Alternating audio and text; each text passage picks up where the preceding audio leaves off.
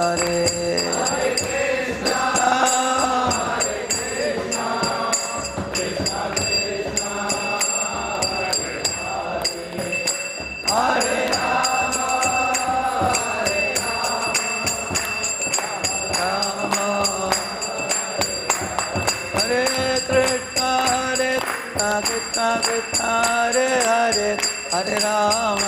Ram, Ram Ram, Hare Hare.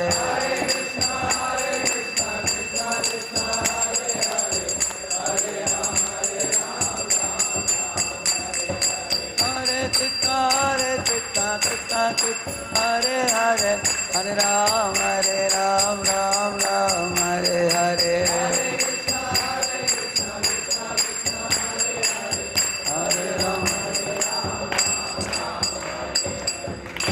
जय श्री श्री राधा मदन मोहन की, श्री श्री जगन्नाथ बलदेव सुभद्रा महारानी की, श्री श्री गौर निताय की, श्रील प्रभुपाद की, समावेत भक्त वृंद की, कलयुग पावन हरिनाम संकीर्तन की, निताय गौर प्रेमानंद हरि हरि बोल।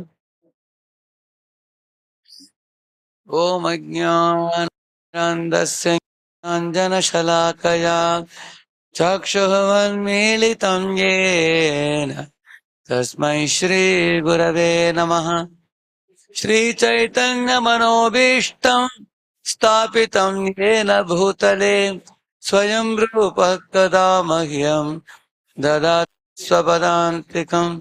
वन्देऽहं श्रीगुरोः श्रीयुतापदकमलं श्रीगुरून् वैष्णवांश्च श्रीरूपं साग्रजातं सहगण रघुनाथान्वितं तं सजीवं साद्वैतं सावधूतं परिजनासहितं कृष्णचैतन्यदेवं श्री राधा कृष्ण पादान् सहगण ललिता श्री विशाखान्वितांश्च नमो विष्णुपादाय कृष्णपृष्ठाय भूतले श्रीमते भक्तिवेदान्त स्वामिनिति नामिने। नमस्ते सारस्वते देवे गौरवाणी प्रचारिणे निर्विशेषा शून्यवादी पाश्चात्य देशतारिणे वाञ्छाकल्पतरुभ्यश्च कृपा सिन्धुभ्य एव च पतितानां पावनेभ्यो वैष्णवेभ्यो नमो नमः। जय श्री कृष्ण चैतन्य प्रभु नित्यानंद श्री अद्वैत गदाधर श्रीवासादि गौर भक्त वृंद। हरे कृष्णा कृष्णा कृष्णा हरे हरे, हरे राम राम राम हरे हरे।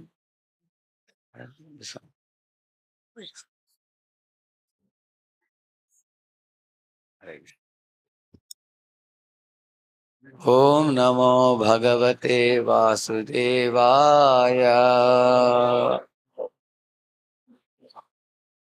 ओम नमो भगवते वासुदेवाय। ओम नमो भगवते वासुदेवाय। नारायणं नमस्कृत्य नरं चैव नरोत्तमं देवीं सरस्वतीं व्यासं ततो जयमुदीरये। नष्टप्रायेष्व भद्रेषु नित्यं भागवत सेवया भगवत्युत्तमश्लोके भक्तिर्भवति नैष्टिकी। कृष्णाय वासुदेवाय देवकी नन्दनाय च नन्दगोपकुमाराय गोविन्दाय नमो नमः। Welcome all of you for the Srimad Bhagavatam class this morning. Today is Independence Day, so you all are independent to attend the youth camp today. Huh? Free from your jobs, free from your college, to come for the youth festival in the temple today. Many youths have arrived from various places.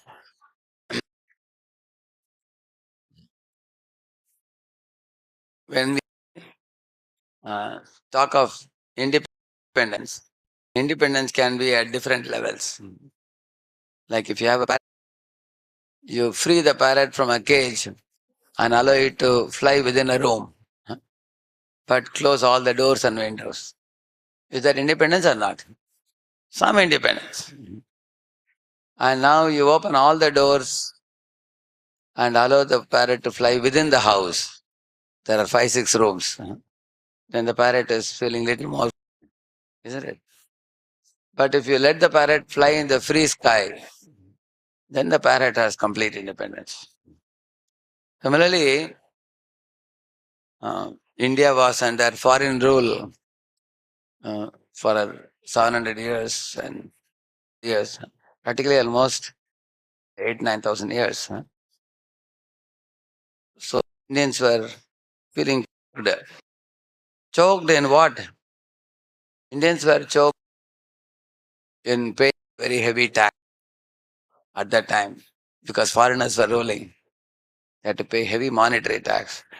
They were also choked in their culture. They were not allowed to express their culture. Lot of restrictions. Many places they didn't have religious freedom to practice, spirituality freely without any fear of being exploited by people of other religions.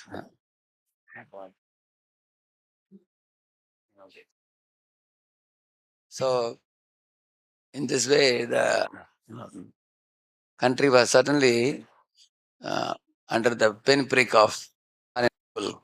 In 1947, 15th August, uh, almost 75 years, 76 years have passed. So, we have to ask one question to ourselves. Have we utilized this freedom well? Actually, when trust you, they may send you to a faraway to study. Then you complete degree, a nice degree, and then return back to father. But sometimes somebody may betray the trust by misusing me, in squandering all the wealth by drinking and smoking and spoiling one's health, one's wealth, one's life, one's career, creating a gloomy future for oneself. The misuse of the trust parents place in us. Similarly, we got the did freedom, attainment of freedom, has it enhanced our expression of true culture of India, of holy saints. India is a land of holy rivers. India is a land of holy Divyadesams. India is the spiritual capital of the whole world. Hmm. Economic capital. India is a spiritual capital. Gulf is oil capital. Every country is capital for something.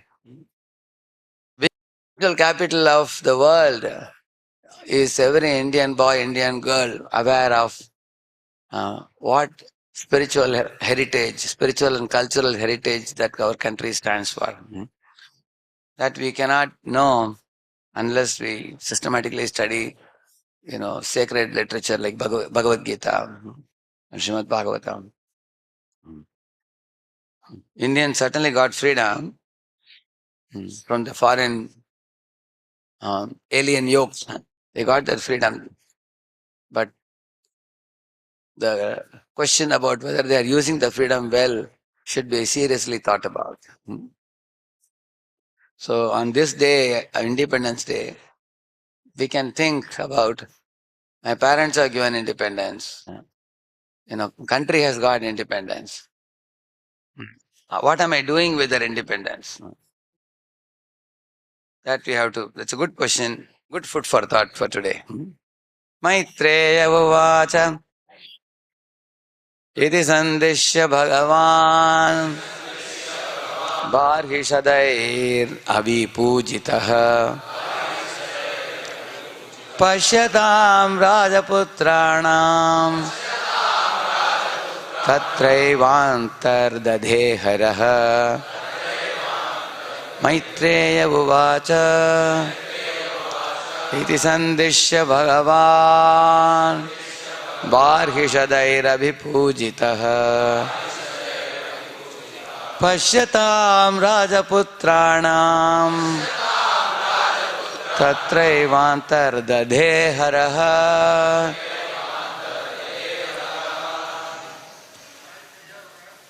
Maitreya Uvacha Iti Sandeshya Bhagavan Barhishadairabhipujitaha Pashyatam Rajaputranam Tatraivantar Haraha Iti Sandeshya Bhagavan Barhishadairabhipujitaha Pashyatam Rajaputranam Tatraivantar Matajis Maitreya Uvacha Iti Sandeshya Bhagavan Barhishadairabhipujitaha Pashyatam Rajaputranam Tatraivantar Haraha Maitreya Uvacha. The great sage Maitreya continued to speak. Iti, thus, Sandeshya, giving instruction. Bhagavan, the most powerful Lord, Barhishadaihi, by the sons of King Barhishad. Abhipujitaha, being worshipped. Pashyatam, while they were looking on. Rajaputranam, the sons of the king. Tatra, there. Eva, certainly. Antardade, became invisible. Haraha, Lord Shiva. Translation purport by His Divine Grace, as Bhaktivedanta Swami Srila Prabhupada ki. The great sage Maitreya continued speaking to Vidura. My dear Vidura, in this way Lord Shiva instructed the sons of King Barhishad. The sons of the king also worshipped Lord Shiva with great devotion and respect. Finally, Lord Shiva became invisible to the princes. So Lord Shiva taught them Rudra Gita, which is a glorification of Lord Vishnu. And Lord Shiva told them, you practice this and definitely you will achieve darshan of Lord Vishnu. So 10,000 years they were underwater performing austerities for attaining Lord Vishnu's darshan, and they chanted this Rudra Gita. And then Lord Vishnu appeared on his bird carrier Garuda with Ashtabhuja Rupam. Lord gave him darshan. Purport. This chapter contains a great lesson concerning the monarchical kingdom in the days of yore. When King Parishad was considering retiring from the royal duties, he sent his sons to perform austerities in order to become perfect kings for the welfare of the citizens. At the same time, King Parishad was being instructed by the great sage Narada about the material world and the living entity who wants to enjoy it. It is therefore very clear how the kings and princes were trained to take charge of a kingdom. Welfare activities for the benefit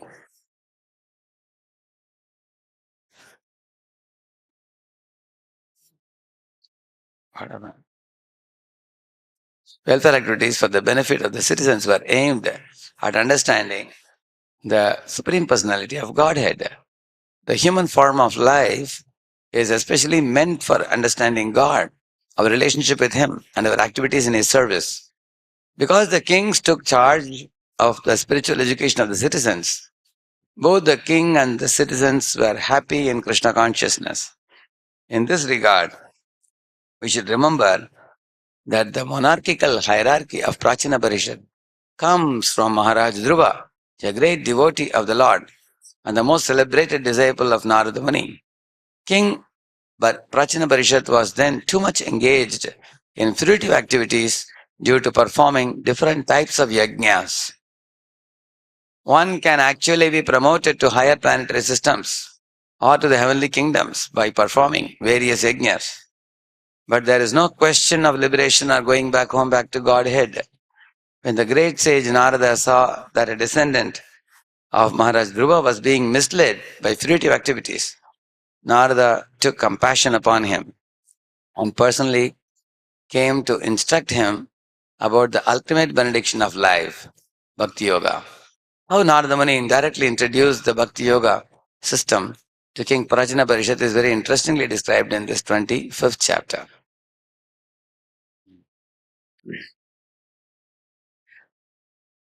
Prachina Parishad is addressed by a particular term in the Bhagavatam, Kriya Kandeshu Nishnatam. He was a very first-class performer of materialistic yajnas for attaining some material benefits. See, in the Vedic times, kings like Prachina Parishad, they thought that instead of enjoying this world, we will enjoy the heavenly planets. Because here you live only 100 years. There you can live 50,000 years. Here, many times the food is very simple. There everybody eats like basmati rice, ghee and everything. Very opulent food. And here the life duration is short, there the life duration is long. And here we have earthly bodies made up of earth, water, fire, air, ether, and mind, intelligence, and ego. There the bodies are only made of ethereal bodies in the heavenly planets. And in the ethereal body, you can disappear in one place, reappear in another place. And also the heavenly bodies don't have old age or disease. They only have birth and death. So therefore kings like Prachina Parishad thought, let us perform the sacrifice by which I can go to heaven and enjoy for a long time. That was his plan. In today's terms, if you have to explain, it's like a person slogging hard to get, either go to some country like America or London. That is the heavenly planet for the people of the current times. Why do people want to go to West? Because they want to make a lot of money in a short time and enjoy a very comfortable life. Nice, enjoy nice food and nice lavish facilities. Basically enjoy material life. That's the goal of a common man who is a spiritual ignoramus. For them, they don't know anything beyond that. So, Prachina Parishad was also engaged like that. And Narada felt pity for him. Why? Because this king intelligently sent his 10 sons to forest to perform penance, to control their mind and senses, purify the heart, and attain darshan of Lord Vishnu, and then gain empowerment from Lord Vishnu, and then come back and take up the kingdom and get married. So he has done a good thing for his sons, but he himself has become lethargic in performing spiritual meditation. So what is the difference between Prachina Parishad and his sons? His sons became pure devotees, prachetas.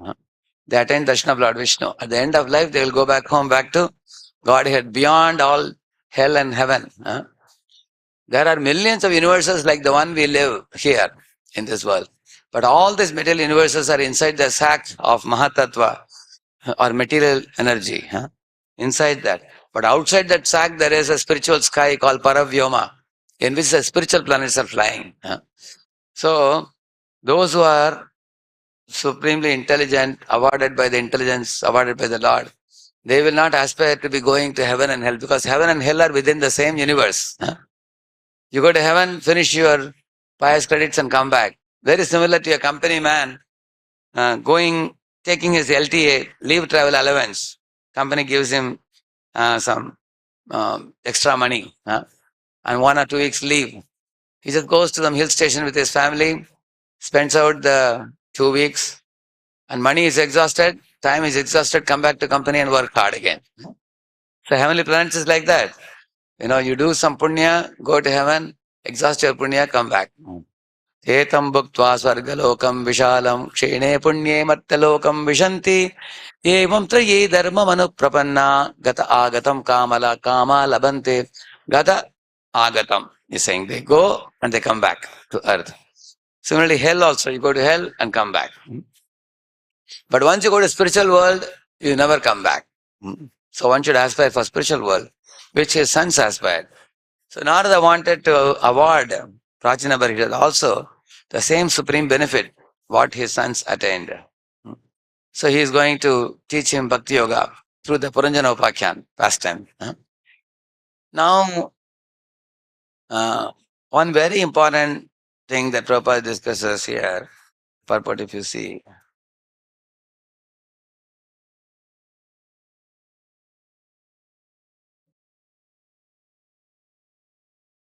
See here Prabhupada says, King Parikshit was being instructed by great sage Narada about the material world and the living entity who wants to enjoy it.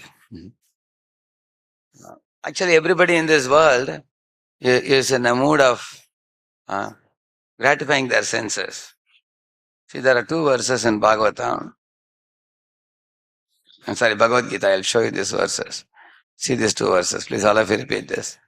Yattadagre vishamiva pariname amritopamam tatsukam satvikam proktam atma buddhi prasadajam.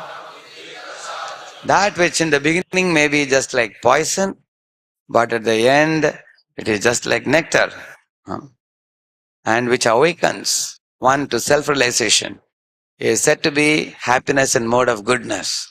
We will explain what it is. You see, sometimes you get a wound in the knee. Say somebody brings a tincture, and as soon as the tincture is kept in the wound, do you feel comfortable? How do you feel? Because it's a burning sensation. Nobody likes it. But you just wait for some time, what happens? It becomes very cool after that. How many of you had that experience? Correct? Yeah. Similarly, the mode of goodness activities are all painful in the beginning, like poison, he says. For example, rising early in the morning, especially in a cold winter, people like to, cover themselves with a thick blanket and go to sleep till 10 o'clock. You don't feel like getting up. So, but if your friend comes and wakes you up, come on, let's go to the temple today. They wake you up. So that waking up is like Visham. There are so many videos nowadays telling you how to trick your mind to get up in the morning. So one of the tricks they say is put an alarm clock and keep it on the top of the bureau. And then when it's ringing in the morning, you'll be so annoyed with the sound. You jump up from the bed and run all around the room. By the time you take it in your hand and put it off, your sleep is gone. That's one of the tricks. I have already released one clue for you. How to get up in the morning. But it's a little austerity. And when you go to the bathroom to take a cold water bath, it's another austerity. Sometimes the geyser is not working. You have to take a cold water bath sometimes. So when we used to go to Mayapur for the youth camps, we are supposed to have a shower bath. It's not like shower because the tap doesn't have any a sprinkler. It's only an open tap. You open it, like that it falls on your head. So we asked why they have like that. They said to wake you up because you're in a semi-state of sleep. So when you go there, when water falls on your head, you jump up. So it's a little austerity. It's like poison, difficult in the morning. Similarly, when you sit with devotees and chant in the temple hall, the mind creates a lot of menace. And also you try to fit in a lot of activities within the 24 hours of the day, isn't it? You have to do a lot of activity. It's like fitting a horse inside your suitcase. How the horse will jump out, isn't it? So many, because mind is desiring, I want to do this, I want to do that, I want to do this, I want to do this.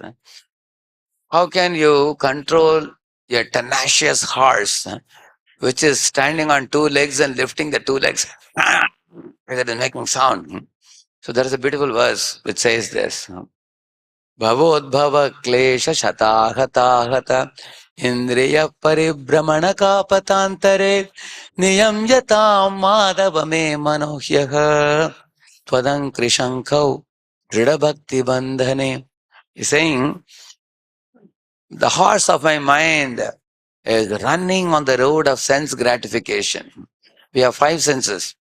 Our eyes are always searching for beautiful forms, and the ears are always searching for sweet music. The nose is searching after fragrances. The tongue is searching for and the skin is searching for touch of the opposite sex. So all the five senses are craving for pleasure in this world. But although they are craving for pleasure, you indulge in pleasure. And what is the result of that? The more one indulges, the more one suffers. It's like sometimes you have a wound, you scratch around the wound, it looks very nice around the wound. But you come little closer to the wound, and then immediately you find that the wound starts bleeding. And it is no more pleasure. It becomes painful after that. Similarly, the material pleasures are like that. Initially, for example, eating a dozen gulab jamuns is very enjoyable. But afterwards, when they go into the belly, they create trouble. They create stomach pain. Or you have constipation, so many other problems. So, from the top to the belly, it's very enjoyable. But when it has to go out, it's very painful. So you will see all material pleasures are like that. He says that, on the other hand, the sattvika activities are not like that. Initially, they are painful, like rising early in the morning, taking a bath, chanting the holy name, attending a class, and disciplining your mind and senses and saying no to the prohibited things, no illicit sex, no meat eating, no form of intoxication, no gambling. So when you have to say no to these things, if you're addicted to that, it will be painful. Like, when I was once speaking about no meat eating, one boy asked, what does that mean? I said, no fish, meat, or eggs. I said, okay, that's all right. Goat is allowed, isn't it? He asked. I said, goat, needless to say about it. Cow or goat or fish or meat or eggs, none of it is allowed. Then I told him why we don't eat them, because there is a soul present in every body. In a goat's body, chicken's body. Like in your body, you are present. In their body, they are present. You eat, they eat. You sleep, they sleep. You reproduce, they reproduce. You defend to protect yourself. They also defend themselves. How are they different? They are like your younger brother or younger sister. How can you kill them? So I understood it. But then later on he came and told me, ever since I understood it, now I am finding difficulty in eating chicken, he said. Every time I see chicken, immediately I remember there's a soul in the body of the chicken. I said, very good. That is the beauty of knowledge. When you are in darkness, you can do all bad things. A thief can steal in darkness.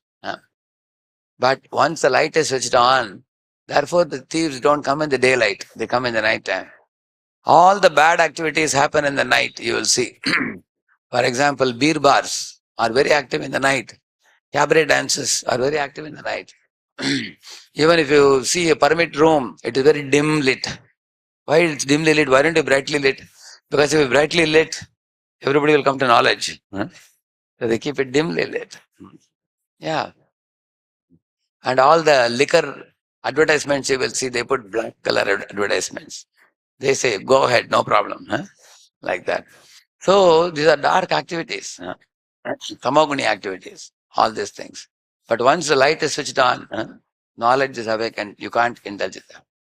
So indulgence burns the heart with more and more hankering. Krishna gives the example.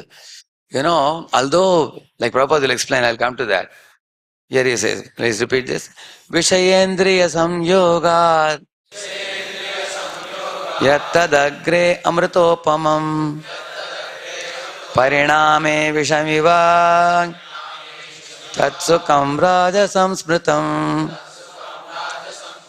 That happiness which is derived from contact of the senses with their objects and which appears like nectar at first, but poison at the end, is said to be of the nature of passion. See, the nature of Rajoguna or passion is, it gives a kind of kick. in the beginning, joy, but it ends in danger. For example, sometimes, uh, people go in car races, car race or a scooter race. They drive the vehicle so fast, people on the road are frightened. But they drive madly, isn't it? Sometimes the boy drives the bike so fast. Uh, then everybody is exclaiming. All the other boys and girls are saying, my Lord, what a great hero. But the hero lands under a lorry. Huh? He breaks his hands and legs and then he is taken to hospital. So this is the result of the passionate activities. Yeah. Nowadays, many people want to do some adventurous activity, thrilling activity. They go for it. In Pune, there is a hill from where you see a deep valley and the whole Pune city you can see. So many boys, girls go there for doing the skydiving, taking a parachute, and then from there you land down. But the problem, danger in that is sometimes parachute doesn't open. If it doesn't open, skydiving becomes skydiving. They'll be upside down with head breaking and they'll die. So the passionate activities are pain producing. Here Prabhupada gives in the purport, a young man and a young woman meet and the senses drive the young man to see her, to touch her and to have sexual intercourse. In the beginning, this may be very pleasing to the senses, but at the end or after some time, it becomes just like poison. They are separated or there is a divorce, there is lamentation, there is sorrow, etc. Such happiness is always in a mode of passion. Happiness derived from a combination of the senses and the sense objects is always a cause of distress and should be avoided by all means. Nowadays, when boys and girls prematurely connect and come closer without reference to parents, they make up their mind to marry. See, marriage generally happens at 27, 28 nowadays. Sometimes boys are even 32 nowadays. Girls become 25, 28 also nowadays. So, but in the age of 16, 18 years of age, they connect and they make up their mind to marry. But later on, the parents refuse. Parents say that no, we are different caste, they are different caste. Parents are very rigid about caste. Then they are separated. Prabhupada says if a man and woman connect, they enter into each other's minds and hearts. And it is very difficult to separate later on. So then sometimes they commit suicide or sometimes they elope away from the parents. When they elope from the parents, then they don't get social support. They don't get the monetary support, community support, social support, emotional support from the parents. They may run away, but they become like loners in their life. Or they commit suicide, that's also a big loss. They become ghosts, committing suicide. Or they are very adamant, they cry. Some of them say, I will not marry for my whole life. They remain single. That also they suffer also like that. So in this, Prabhupada says here, it may be pleasing in the beginning, but after some time it becomes like poison. How? They're separated. Either the boy and girl are separated. Or sometimes what happens, when a man and woman come together very close, they know each other so well that after some time the boy gets bored with the girl. He says, I know you what you are now. There is no charm in your body anymore. Now I am attracted to another person. He leaves and goes. Sometimes he even impregnates her and goes away. And the girl is very, very sad. And she has to go for an abortion. Abortion leads to sinful activity. Or sometimes a man and woman marry only for enjoyment, not for keeping God in the center. Then there's such marriage where both come with big expectation. The woman is thinking, I will make a show of love for this man and I will, empty his pocket. He's drawing 20 lakhs per annum. Very good man. I will put a hook and get him and then he will spend all money for me. Like that she is thinking. And the man is thinking, oh, this girl is so beautiful. I will make a show of love by showing money and then I will enjoy her body. So man is looking at her like a sex machine and she is looking at him like a ATM machine. So this is the kind of outlook they have for each other. I am talking about materialistic lifestyle. So yes, initially it's fun. And she can tell her friends, look at my husband is bringing 20 lakhs per annum. I am just floating in lavishness. She may be very proud. And man is also very happy that he got a woman of his choice and is enjoying. But because both are not selfless, they both are selfishly oriented, and they have too much expectation from one another, such marriages end up in divorce, where the husband and wife find themselves on either extreme end of the court. He is having his advocate, she's having her advocate, and they tell many lies also nowadays. She want to get compensation, and he want to get rid of the wife, serving the notice, divorce papers and everything. That's what he's saying. Either they're separated, or there's a divorce, or there's lamentation, there is sorrow. Either one of the two parties cries that the other party eloped with another person. Broken love, cheated love. So Prabhupada says, in this world, love can only find its fulfillment and satisfaction when you repose your love on Krishna. Why it is so, I'll tell you. For example, if you love only your caste members, you are going to criticize people of other caste. You will say, we are higher caste, we are lower caste, you will say. If you love your state people, then you have quarrel with the neighborhood state. Like once, Karnataka and Tamil Nadu had a problem for Kaveri. There is a fight. My state, your state. Or if you love your country, you love only your country people, you are a patriot of only your country, then you have problem with the neighborhood countries. And if you love all humans, still there is problem. Why? Because you may love humans, but you may still kill a cow or a goat or a chicken. You may kill. But when you love Krishna, you understand Vasudha eva kutumbakam. The whole world becomes your family. All living beings become your brothers and sisters. And Krishna, Supreme Lord, becomes the Aham Beja Pradahapita. Sarvayonishu kaunteya murtaya sambhavanti yaha thasam brahma mahadyonir aham bija pradahapita. Krishna says, I am the seed giving father. When God is one father, all jivas are my brothers and sisters, so you can't harm anyone. Therefore, our love finds fulfillment only when we come to the lotus feet of God. So therefore, Prabhupada is saying here that don't indulge. Indulgence will cause problem. You see here, see when the desires crowd our mind, our intelligence become clouded with dilemmas. You see here. So Krishna says, Vyavasaya Atmika Buddhir Ekeha Kurunandana, he says.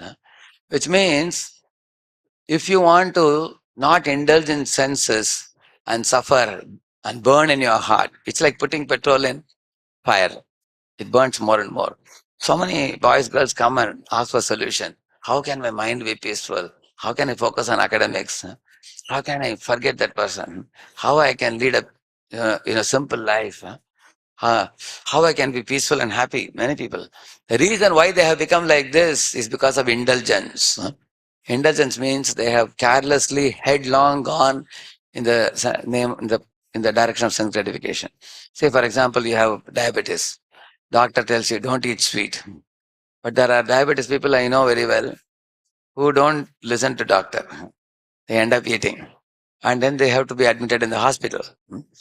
Similarly, I know one man with obesity. His bad habit was he used to eat a lot of burger, bread, jam, and pastries, and all those things.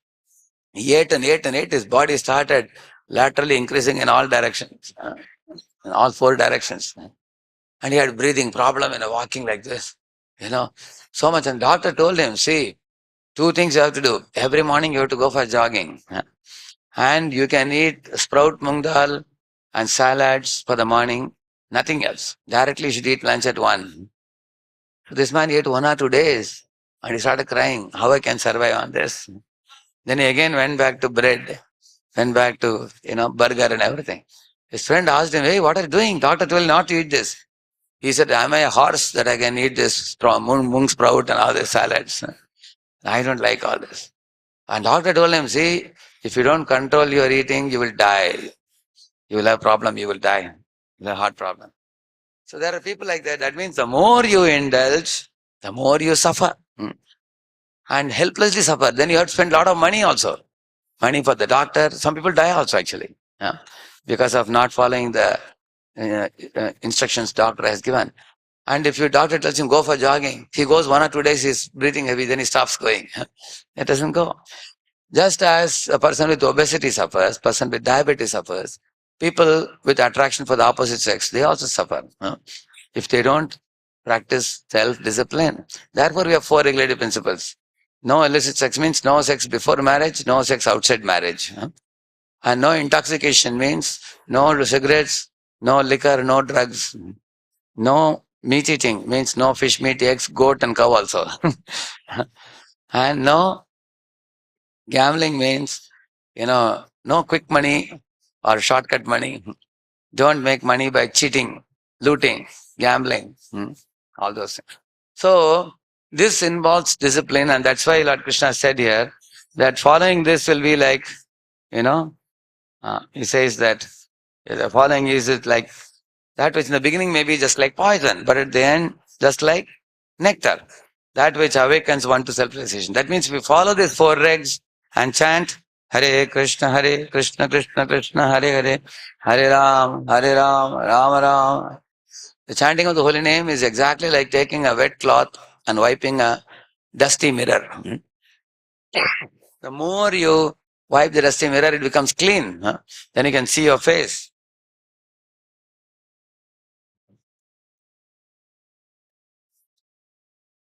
So, and in the subsequent verse, he says, Vishayendriya samyoga jadadagre amritopamam pariname vishamiva tatsukam raja samsmritam. That happiness is derived from the contact of the senses with their objects, which appears like nectar at first, but poison at the end is said to be in nature of passion.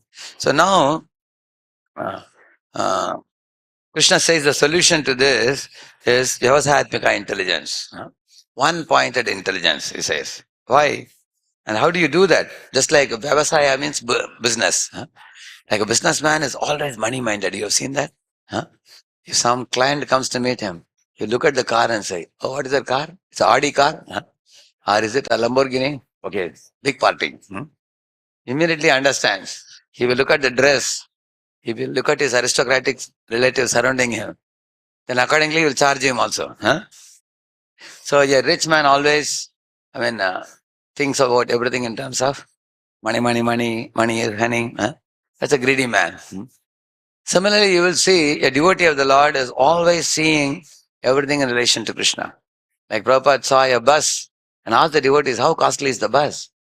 Devotees were wondering why Prabhupada is talking about the bus. He wanted to buy it for distributing books, spiritual literature. He saw a big bungalow and was standing and watching it for a long time. Devotees were thought that Prabhupada is attracted to the design of the bungalow. Prabhupada said, check them how costly it is it available for sale? Let us make this bungalow into a temple, he said. So he sees everything in relation to Krishna. That is Vyavasayatmika Buddhi.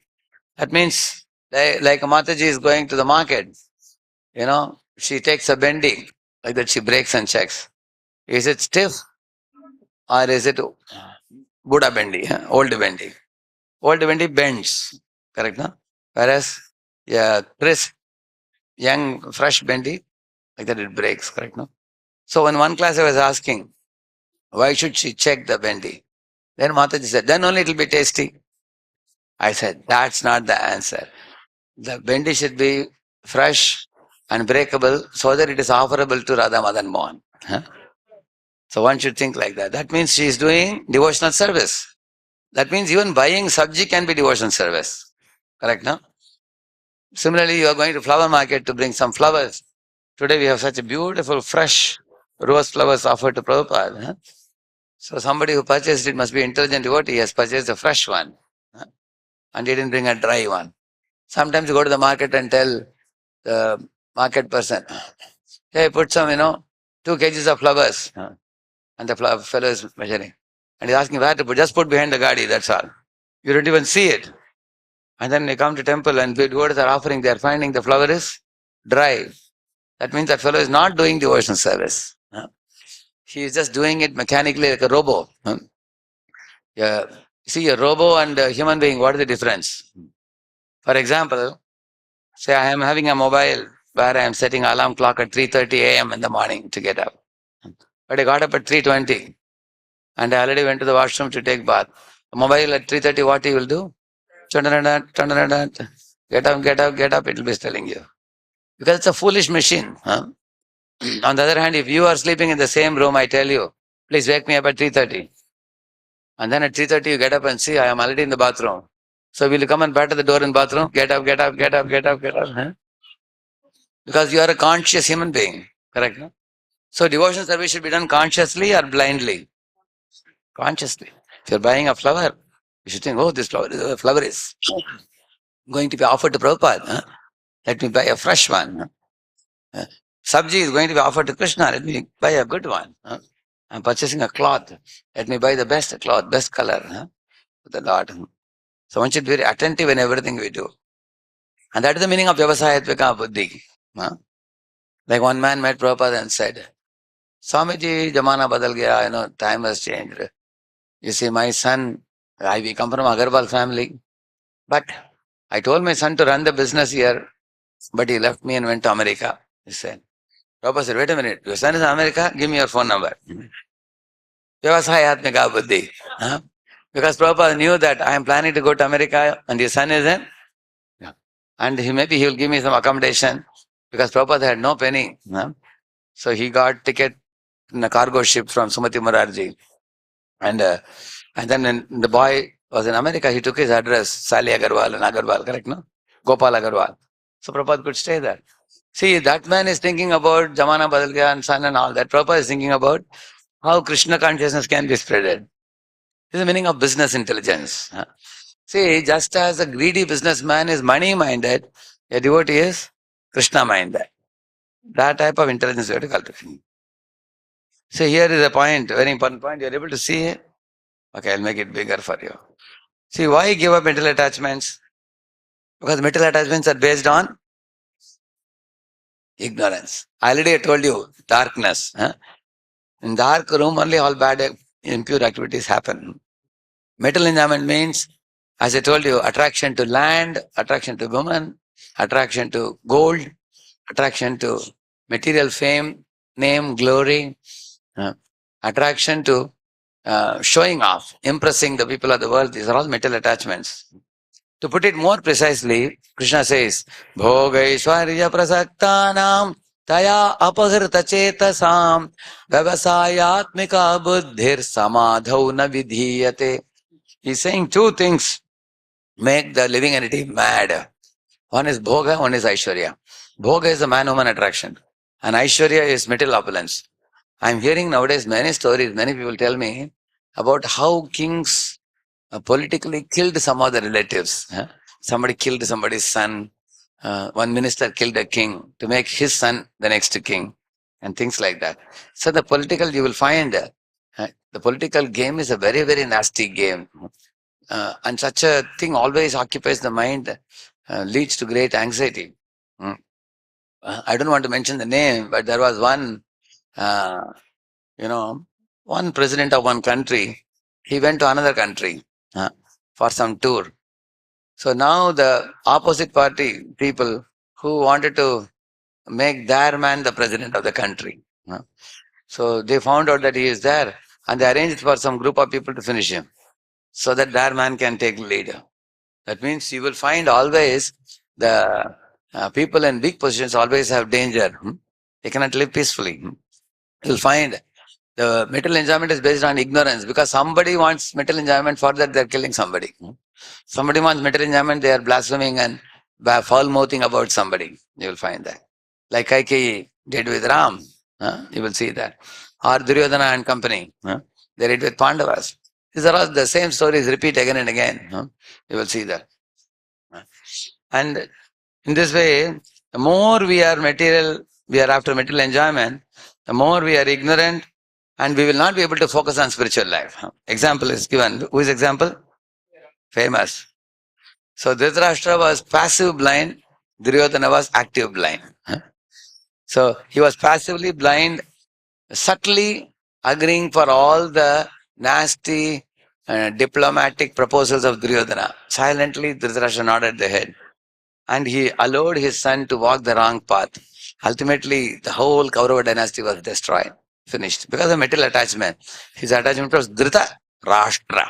He was attached to the Rashtra. He was strongly attached. That was his disease. Same with Kaikeyi. Kaikeyi also, by the mantra's inspiration, Kaikeyi became attached to making her son the next king, like that. So I heard one king, he had married two wives. The first wife's son was a very intelligent boy, and the second wife was a mediocre lady, and her son was a simple one. So now the first wife passed away. Now the first wife's son was supposed to become the next king. He knew more than 15, 20 languages. He was very shrewd, very smart, very intelligent. He could become the next king. But the second wife wanted to make her son the king. So keeping that in mind, she poisoned her husband. Just the story recently I heard from one person was telling me. So that the first wife's son cannot become the king, her son can become the king. You can see that. So it makes them blind, it makes them ignorant. You can see that material enjoyment. Similarly, I was telling you, man-woman connection over a period of time, unless it is connected by sacred vow. Like one lady was criticizing ISKCON very strongly. So, and the reason she told to us, ISKCON, everybody is cheater. And said, who is that? Actually, some newcomer is coming to temple and going, that fellow is not even chanting. She connected with him thinking that he's coming to temple. And she can connect. So she connected and he connected and they went close. And then they became so close at one point of time. After getting very close, the man said, no, I don't want to marry you. I'm going with somebody else whom my parents have chosen. And now she's coming and scolding ISKCON. She's saying, your ISKCON will bat. That fellow is not even ISKCON fellow. He's just a visitor. So, what she has to be told? She has to be told that you are trusting any Tom, Dick and Harry on the street and giving your head to a person, you are gullible, foolish lady. In this way, lady can be foolish, man can be foolish. But I told her, if you come in a sacred tie, which is arranged by both the parents, in those days, why the parents would arrange? Even if a girl or boy like each other, they should go to the parents. Why put it on the parents? Because they will responsibly get you settled. Otherwise, it's going to, it will turn into poison. What began as a nectar will turn into poison. So therefore, we have to give up such metal attachments. The second thing, how to give up metal attachments? There are two solutions given here. See, I have purposely put it on paper because you will not forget it. Read it. You have the mic with you. Read it. First, realize the danger of material attachments. Indulgence in material desires will only increase desire, and the next attack will be more difficult to overcome. We end up paying higher and higher price and get lost. Yeah. The nature of material desire is it's not going to reduce if you indulge in them. But if you abstain from them, the magnitude of the pull and push that comes in your mind will reduce. Like itching, for example, say it's itching behind. I have a wound. I just ignore it. I sing a song or I take darshan, I chant the holy name, I forget the itching, then the wound is safe. And the wound will dry up after some time. But if I take interest in that, oh, it's itching, I scratch it, then the wound becomes bigger. Then I aggravate the wound. Material desires are also like that. They are like a boil or a wound. So he said, indulgence in material desires will only increase the desire. The next attack will be more difficult to overcome. It becomes more and more problematic. That's why people end up in a mental hospital many times. They go with mental problems. Okay, then first is to realize the danger. And I quoted this verse. After that, what is the practical solution? Practical solution for material attachments. We have to ask ourselves, how much do I have to lose before losing our blindness? We have to cultivate the spiritual knowledge from Shastra and cut off the What is the meaning of this? How much I have to lose before losing our blindness means what? Our blindness is indulgence, correct? No? Some people are headlong attached to this thing. Just I'll show you a small video just a minute.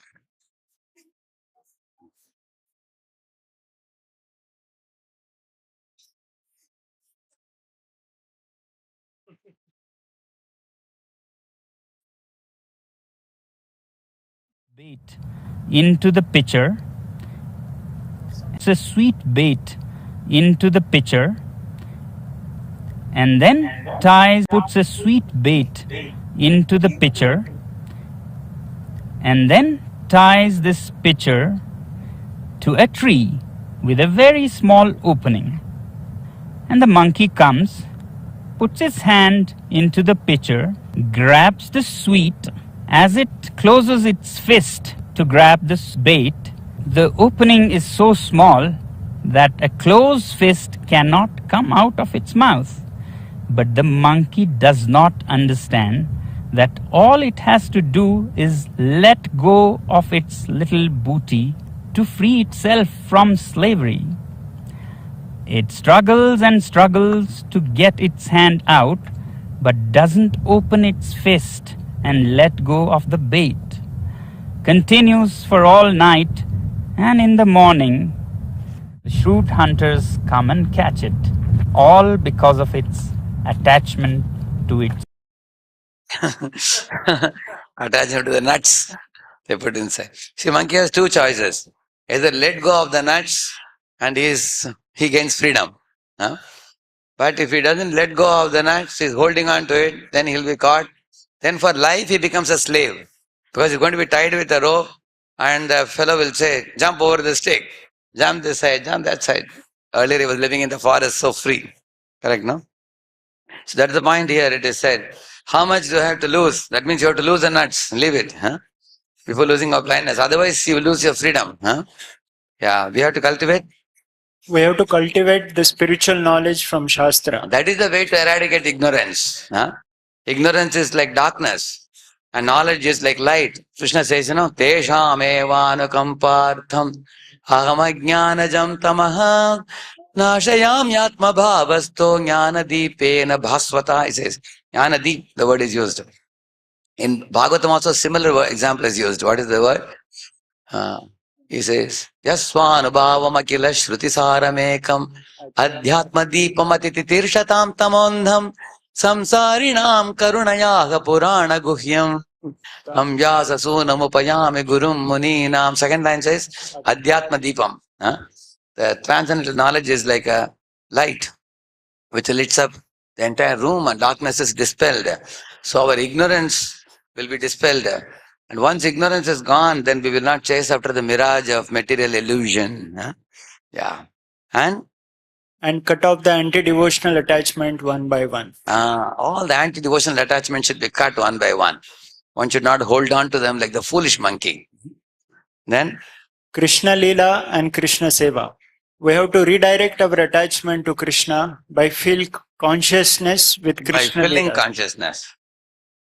By feeling consciousness with Krishna Leelas. And by keeping our senses busy in Krishna Sevas. Yeah. That means mind, you fill it up with hearing about Krishna. And hands and legs, you fill it up with services, activities. Rishikena, Rishikesha Sevanam. Very simple, not very difficult. And if you do this, our senses become purified, mind becomes purified, intelligence becomes focused. You get Vyavasayatmika Buddhi, one-pointed intelligence. See, many times people don't know this secret. Energy flows where intent goes. So top down also you should come, down top also you should go. What is top down? Use your intelligence to study scriptures and eradicate ignorance. When you do that, that is top down approach. Because once the intelligence is purified by studying Gita, then you go towards Krishna. Vyavasayatmika buddhir ekeha kurunadana. Then your mind and senses also follow the intelligence because energy flows where intent goes. Correct, no? Say, for example, somebody wants to study for IIT, or CAT examination or UPSC or something. You will see them how focused these fellows are. You seen that? Huh? They can't be distracted by anything. I have seen even in a railway station, a boy was studying with a book with fully focused. Because that's how they crack the exam also. Correct? Huh? Because their intelligence is focused, mind senses also follow that. They are ready to slog hard 16 hours a day. Similarly, in Bhakti also, once you purify intelligence with study of Bhagavad Gita and Bhagavatam, then it goes in the right direction. And also from down top also you can do. Start with senses. Indriyan, or the tasmatvam indriyani adav niyamya bharata rishava. He says, start with your senses, it is more easy. The lowest one is senses, and above that is mind. Indriyani paranyahur, indriyabhya param manaha, manasastu parabuddhir, yo buddhe, paratastu saha. Senses, mind, intelligence, ego and soul. Senses, Rishikesha Devanam, engage senses in Krishna service. Like Pujari is doing worship, somebody is distributing books, somebody is doing Harinam Sankirtan, somebody is cleaning the temple hall, some Mataji is cooking, some Mataji is making jewelry, some Mataji is making garland. Engage your senses, then senses get purified. Engage your mind. What to do with the mind? Hare Krishna, Krishna Krishna, Hare Hare, Hare Ram, Rama Rama, Hare. Engage your mind in chanting the holy name and trying to hear. Then mind gets purified. Manastrayateti mantra. Then engage your intelligence in study of the sacred literature. Krishna says in Gita, if you study Bhagavad Gita, you are serving me with your intelligence, he said. And use your ego to stay in the association of devotees always and take feedback from them and implement the feedback. Get purified. Don't become angry with devotees if they give you feedback. Huh? Because if you get angry, then you'll have ego tussle. But purify the ego by taking instruction from devotees and living in the association devotees. Try to satisfy Hari Guru Vaishnavas. Huh? Try to please and serve. In this way, by hearing Krishna Leela and doing Krishna Seva, the propensity for chasing after the mirage of illusion will be gone gradually. So this is what Prachina Parishad was told by Narada. Huh? Don't be stupid in ignorance. Come out of ignorance by enlightening yourself. Huh? Don't get absorbed in indulgence. Indulgence will burn your heart. Huh? There is no, it's like putting petrol in fire. Abstain from sense gratification by uplifting your consciousness. Huh? By hearing Krishna Leela and by doing Krishna Seva and by enlightening yourself, getting rid of ignorance. Huh? So, Nati Ishwaramate Buddha, Krishna says. What is that verse? Yehi samsparshaja bhoga dukkha yonaya yevate adyantavantak kaunteya nateshu ramate buddha. An intelligent person does not chase after the pleasures arising from the contact of the senses and sense objects, he says. No? He withdraws himself and is peaceful, happy, satisfied, grateful for what Lord has already given. He gives up his anchoring in the form of greed or lust or anger. Huh? These three are the gateways to hell. So let us take some questions, 5 minutes. Anybody?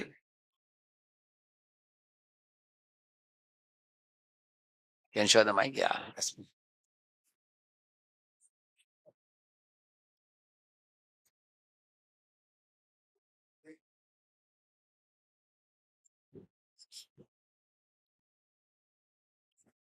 Hare Krishna, Prabhuji. Thank you for the wonderful enlightening lecture, Prabhuji. Thank you. Prabhuji, can you give a few more examples like enjoyment in passion and ignorance leads to ignorance? Because in this example which you give in skydiving, out of 100, 5 may fail. But people foolishly think that I may not be in that 5. I will be in that 95. So can you give more examples? Very easy to understand. See, for example, say one boy had his, in this place was a little torn, huh? But he did not stitch it. Then he was dancing, it became torn even more. Huh? Similarly, you will see the propensity for sense gratification is such that when you do little, then you want to do little more. Because Krishna says, Dushpurena Analena cha. Any activity. But you can only restrict it. It's permitted. So 3 things you should ask question. Sanctioned, sanctified, regulated. For example, you are eating gulab jamun which is offered to Krishna. Is it sanctioned? It is not only sanctioned, it is sanctified also. Huh? But regulated gulab jamun means only 2. Correct, no? Imagine you are eating 20. That means you are failing in 1 out of the 3. Which one? You are unregulated. Or you are buying gulab jamun in the market and eating. What are you failing in? Huh? Yeah. Not sanctified. Not sanctified. Or somebody is eating meat. Which one is breaking? That is not sanctioned. So all the 3 criteria should be fulfilled. If you want sense gratification to purify you, can sense gratification purify you? Yes. Answer is yes. When you follow this 3-point criteria. Sanctioned, sanctified, regulated. Because these 3 are given on the order of Guru. So if Guru allows you some sense gratification, that is the sense gratification which will eventually purify you. It's a regulated sense gratification. But other than that, anybody else tries, for example, a boy has a desire to marry. He goes to parents and says, no, I'm 28, I want to marry. So they see a girl and then they match. then he gets married, he begets children, he raises. That's perfectly allowed. Correct, no? Huh? Similarly, you want to eat, but you don't buy a cake in the market and eat because it may have eggs and it is also not offered to Krishna. So you have a desire, then you come to Govindas, it's offered to Krishna, then you take it. Correct, no? So it should be sanctioned, sanctified, regulated. Is that clear? Yeah. But if you are not following this 3-point formula, I can write a bond and give you that it will definitely increase unlimitedly. Nobody can. Some boys ask, is beer all right? They ask. Huh? Huh? I will not drink rum and other things. No. You will begin with beer and you will go to rum. Eventually, it's only a matter of time. Huh? Or you will start with quarter, then you'll come half, then it will be one, then it will be rum, then everything. Huh? You will see that it happens. See, for example, somebody starts smoking one cigarette. Eventually, he's called by one name. Anybody knows? What is he called as? Chain smoker. Somebody start with little liquor. He is eventually called as what? Alcoholic. Correct? Now he becomes addicted. Addicted person called alcoholic. Similarly, somebody is taking little drugs. Eventually, he comes to be called as addict. What do you call it? Yeah. So in this way, he becomes drug addict. Why these names are there? These names are there because that's what they become. Therefore, these names are there. Correct? No? But so there is no history of somebody doing little, enjoying all his life. I'm a very regulated fellow. No, you cannot do that. You'll get kicks on the face. You will see that when you start with little. And sometime what happens, you may do some nonsense and escape, as I told you. Like sometimes in a boy-girl relationship, somebody cheats the other party. And then, like, I know people in this world. One man used to cheat multiple women. 3, 4 women he cheated. Finally committed suicide. Finally. Because 4 women he cheated, but the 5th woman he became attached to. He didn't want to go. And she kicked him on his face. And he committed suicide. You will see that. See, we should never think I am more intelligent than Krishna. Huh? Krishna says, Natesha Ramate Buddha. Buddhiman log karte nahi, he's saying. Only Buddhu karte hain. Huh? He's saying that. So we should have trust in Krishna's words and you will see it happen in this world. Hmm? So, see, Prabhupada is writing man-woman relation. Why? Because that is most prominent in material world. Most prominent. Other than that, eating example we gave. Huh? Any material enjoyment for the eyes, ears, nose. Like for example, how many of you experience? You just go to watch one YouTube video, you end up watching 10. Correct, no? It's addicting. You can see that. So then what one should do, one should have a regulation. This time to this time only, I will use this and I will use it for something constructive. I will not waste my time. We become, so that very fact that we get addicted and get carried away, that is the showing our propensity for sense gratification. How it can drag us very easily. The nature of sense gratification is it just drags you down. You just cannot escape. It's like a quicksand that just follows you like that. So the whole world is now on fire because of, like in India, the youths are 65% of Indian population is youths. 65% of 150 crores is youths. So in one sense, India has a bright future because the old people will pass, but the youngsters are going to take responsibilities. Unlike other countries, many countries, the youths are less. The older people are more. But in India, it's 65%. But India still has a problem. What is the problem? The youths get into these bad habits and they're helplessly dragged. I just saw one report. 70% of Indian youths are suffering from depression and mental illnesses, stress, and academic related, job related, and relationship related.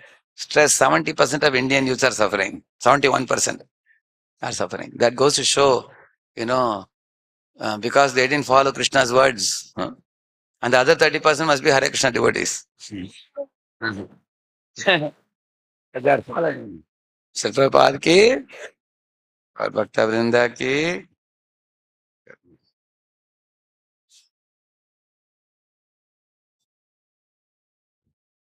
Hare Krishna. So we'd like to thank His Grace Radheshyam Prabhuji.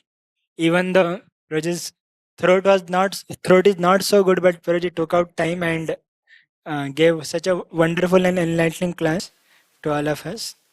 So now So we'd like to thank Prabhuji by loudly chanting 3 times. Hari Bol! Hari Bol! Hari Bol! And we promise that we will follow, not just say Hari Bol. Now we will